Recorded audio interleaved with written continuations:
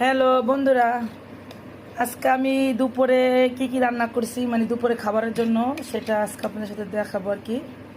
এই যে এখানে রান্না করছি আলু দেওয়া গরু মাংস। এখানে আমি কি কি দিছি সেটা বলি।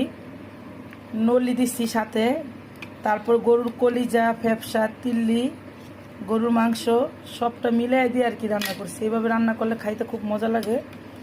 শুধু গরুর মাংস রান্না করলে আসলে টেস্ট পাওয়া যায় না, ওরকম মজা লাগে না, কিন্তু সব কিছু নিয়ে আমি রান্না করলে আমার কাছে খুব ভালো লাগে।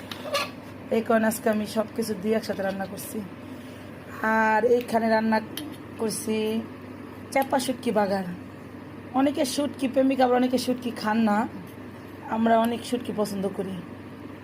এই যে শুটকিটা বোনা করছি, একটু কাঁঠালের বিচি দিছি সাথে। এই আর এইখানে তো থাকবেই শসা, কাঁচামরিচ, লেবু, পেঁয়াজ। হ্যাঁ, এই আর ভাত তো সাদা ভাত, কারণ এটা দিয়ে সাদা ভাত দিয়ে খাইতে খুব মজা, পোলাও দিয়ে ভালো লাগে না। এই তো আমার দুপুরের খাবার। আমার দুপুরের খাবারটা কার কার ভালো লাগছে অবশ্যই কমেন্ট করে জানাবেন। আর কে আজকে দুপুরে কে কী দা খাইছেন সেটাও বলবেন। আল্লাহ হাফেজ।